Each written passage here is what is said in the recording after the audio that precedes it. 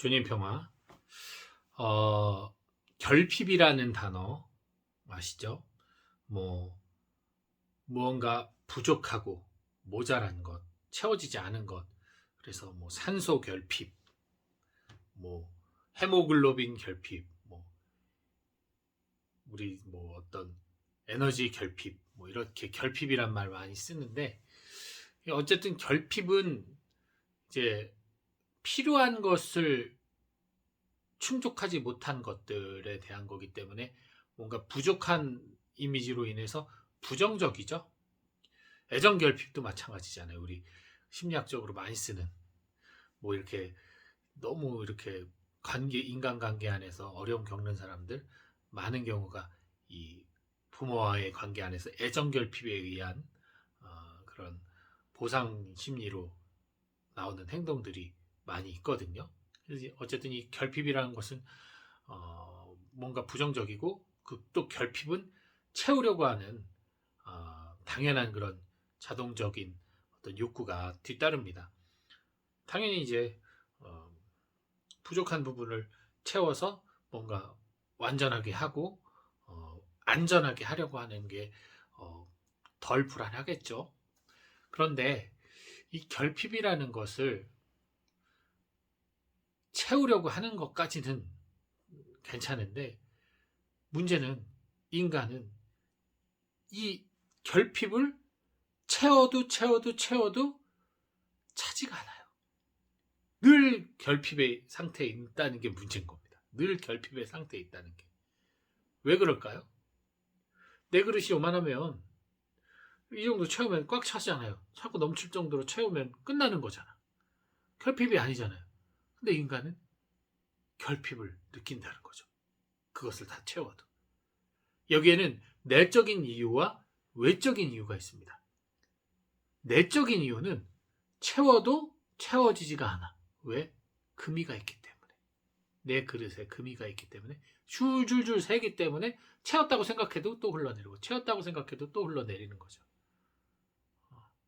즉, 내 자신이 온전한 그릇으로 온전하게 존재하지 못하고, 나의 성격적 결함이라던가 혹은 나의 어떤 욕구와 욕망들에 의해서 자꾸만 이 그릇에 금을 내는 거죠. 그래서 그런 부분들, 어떤 나의 교만함이라던가 게으름이라던가 나약함이라던가 어떤 나의 이런 부정적 사고들이라던가 이런 것들이 나로 하여금 이 충만함을 느끼지 못하게 하는 금들로, 크랙으로 작용을 합니다. 새니까 채워도 조금 있으면 다시 결핍을 느끼는 거죠. 두 번째는 바로 외적인 이유. 외적인 이유는 비교함 때문이에요. 내 그릇과 저 사람의 그릇이 다른데, 예를 들어서 내 그릇은 요만한데 저 사람 그릇이 이만해. 부러운 거예요. 난 왜 요것밖에 안 돼? 왜 저 사람은 저런 그릇이야? 왜 저렇게 커? 부러워. 근데 나보다 작은 그릇? 에게 저 사람 저것밖에 안 돼? 우스워. 이 비교 판단 안에서 나는 결핍을 느끼는 거예요. 나보다 나아 보이는 사람들에 대한 상대적 박탈감으로, 나는 이것밖에 안 되고 왜 나는 이것밖에 안 돼? 내 그릇은 왜 이렇게 작아? 하면서 결핍을 느낍니다. 근데 사실 이게 오해가 많아요.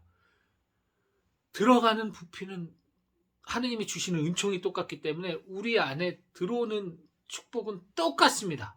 근데 그 축복을 활용하는 것에서 문제가 생기는 거예요. 이 차이거든요. 사실은 나는 입구가 요만해요. 근데 깊이가 이래. 어떤 사람은 입구가 이만하지만 깊이가 요래. 그래서 넣는 은총의 양은 똑같아요. 어떤 사람은 삼각형으로 생겼어. 어떤 사람은 동그랗게 생기고 어떤 사람은 네모로 생겼어. 주둥이가. 근데 안에 들어가는 양은 똑같아. 그리고 컵이, 아시다시피 컵이 이렇게 된 것과 이렇게 된 거 엄청 차이가 나요. 이렇게 된 거에 요만큼이 이렇게 된 거하고 이렇게 된 컵에 이만큼하고 되게 차이가 나잖아요. 분명히 200ml 컵인데 거의 다 찬 것 같은데 요만큼밖에 안 남았는데 물이 다 안 들어갈 것 같은데 정작 넣어보면 요만큼이 이만큼의 양하고 똑같은 양이 들어간다는 거죠. 왜 여기가 넓으니까.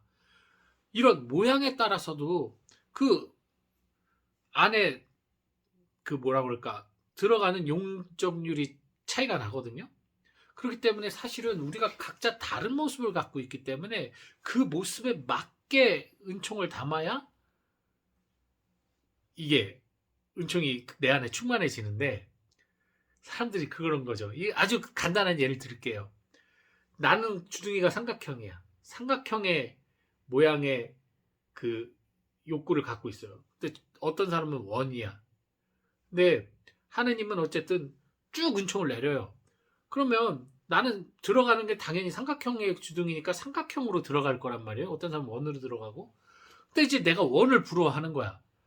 그러면 당연히 원 형태로 내가 받으면 어떻게 돼요? 이만큼의 결핍이 생기는 거죠. 삼각형 바깥쪽으로. 결핍이 생기는 거예요. 그 내가 못 받는 은총들이 있단 말이에요. 원의 주둥이로 봤을 땐. 그 똑같은 원회로 받으려고 하니까 그런 거예요. 동그라미로 받으려고 하니까. 난 삼각형으로 받아야 되는데. 즉, 내 꼴을 보고, 나가 어떤 사람인지를 보고, 꼬락선이 얘기하는 게 아닙니다. 나의 모습을 보고, 나의 성격, 나의 어떤 욕구, 내가 좋아하는 나의 어떤 경향성, 이런 걸 봐서 거기에 맞는 은총을 추구해야지. 어떤 사람이 저 은총 받으니까 너무 좋아 보이는데 나는 저 은총이 나에게는 은총이 아닐 확률이 높은데도 그 사람이 하는 게 좋아 보이니까 그걸 따라간다? 마치 황새를 따라가는 뱁새처럼 가랑이가 찢어지는 겁니다. 예컨대 뭐 황창현 신부님 보세요. 막 얼마나 그냥 말씀에 카리스마가 막 넘쳐나고 얼마나 제가 그거 부럽다고 따라하는 순간 전 그냥 죽어요. 저는 그런 에너지도 없고 그렇게 사람들 앞에서 막 이렇게 힘차게 그냥 끊임없이 저렇게 나가는 그런 힘도 없고 그만큼의 활동력도 없는데 부럽다는 이유로 따라가면 전 지옥을 사는 거예요. 그때부터. 축복이 아니라. 전 오히려 이 방구석에서 이렇게 이야기하는 게 더 편한 사람들인데 예를 들면 그런 거예요. 근데 우리 영상 보시는 분들 보세요. 이거는 신앙생활뿐만 아니에요. 일상 속에서도 아마 여러분 보십시오. 누군가 뭔가 부럽고 그러면 그거 흉내내고 싶고 그거 따라가고 싶고 그거 하고 싶잖아요. 마치 청소년 아이들이 어떤 거 유행하면 그 옷 남들이 입으면 막 그 부러움에 무조건 그거 사려고 하고 막 애쓰는 그런 것처럼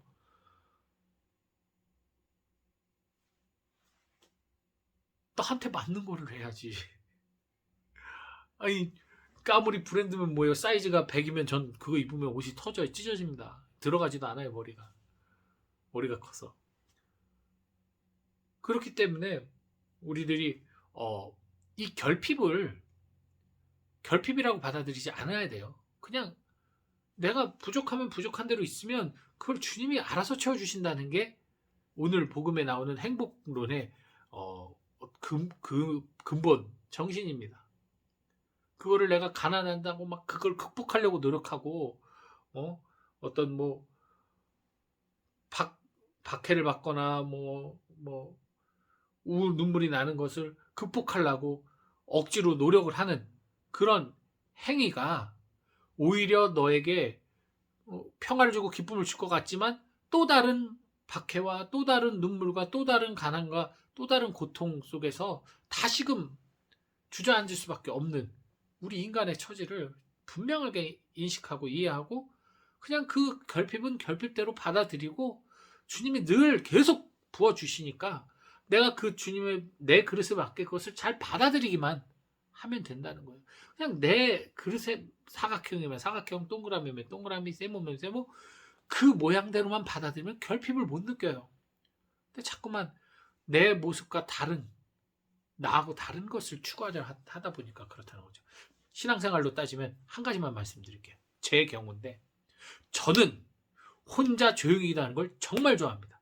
그러다 보니 수도자임에도 불구하고 공동체 기도가 힘들어요. 근데 내가 공동체 기도를 나는 수도자니까 공동체 기도를 무조건 거기에 뭐 열심히 바쳐야 돼라고 생각을 하고 바치면 열심히는 바치나 그 기도를 하면서 제가 기도하는 느낌, 기도하는 마음, 기도의 기쁨을 못 느낍니다. 그렇기 때문에 저는 혼자서 기도하는 시간을 또 많이 가져야 되는 거예요. 무슨 말인지 이해하시겠죠? 그리고 저는 복음 말씀도 마찬가지예요. 복음 말씀을 물론 신학자들이 하듯이 일반적인 신부님들이 하듯이 주석서와 주에서 다 보고 역사도 보고 하면서 메타인지적으로 그거를 보면서 말씀을 해석하면서 보는 것을 좋아하는 사람이 있어요. 그리고 그렇게 말하는 사람 보면 되게 똑똑해 보이고 솔직히 막 와 어떻게 저렇게 그 복음 말씀을 다 이해를 해서 말하지? 부럽기도 해요. 근데 전 그렇게 하면은 복음에 읽는 맛이 뚝 떨어져요. 복음의 맛을 못 느껴요. 저는 지금 살아가는 내 삶에 적용해서 복음을 읽는 것을 너무나 좋아하거든요. 공부는 그건 공부를 할 뿐이지 그걸 갖고 사람들 앞에서 얘기하고 싶지 않아요. 잘난 척하는 것 같아서 싫어. 근데 제가 부럽다는 이유로 그걸 억지로 하고 있다? 사람들에게는 그게 어떻게 들릴지 모르겠지만 저 자신에게는 복음이 아니요 그냥 해설서가 돼버리는 거예요. 그렇다면 저는 제가 좋아하는 방향으로 복음 말씀을 받아들이면 되는 거예요. 공부하고 별개로. 그리고 그걸 나누는 거예요. 즐겁게. 여러분과 함께 이렇게. 그런 걸 찾으셔야 돼요. 그냥 뭐 남들이 하는 묵주기도 따라가지 마시고 남들이 하는 기도문 따라가지 마시고 남들이 가는 성지순례 따라가지 마시고 남들이 하는 거 하지 마시고 내가 행복한 것을 찾으세요. 남들 얘기 듣고 그걸 따라가지 마시고 그러기 위해서는 내 모양, 내 꼴이 뭔지를 아셔야 되는 거예요. 남들과 다른 내 꼴이 뭔지를. 그래서 또 권하지만 여러분들 성격 심리 검사 같은 건 해보셔야 돼요. TCI나 이런 것들 해보셔야 돼요. MMPI 같은 거 이런 거. 그래야 내가 좀 더 나 자신을 알고 나가 어떤 모양으로 하느님이 나를 빚었는지를 알아야 그 모습에 맞는 더 기쁜 신앙생활을 찾을 수가 있는 겁니다. 그리고 기쁨 안에 있을 때 조금은 버겁고 힘들더라도 정말 필요한 또 신앙의 행위를 할 수가 있는 거죠. 저도 제가 개인 기도를 많이 좋아하고 하니까 그 기쁨 안에서 공동체 기도도 기쁘게 참여할 수 있는 거거든요. 개인 기도를 안 하고 공동체 기도가 우선이니까 그거에만 매진했으면 저는 못 버텼어요. 여러분들, 그러니까 결핍이라는 것은 인정하고 수용할 때 채워집니다. 억지로 채우려고 하면 오히려 그 에너지가 바닥이 날 때 더욱더 결핍에 허덕일 수밖에 없다는 거 기억하시고 오늘도 부족한 우리의 삶을 주님이 채워주시기를 기도하며 기쁜 주일 되시길 바랍니다. 주님 평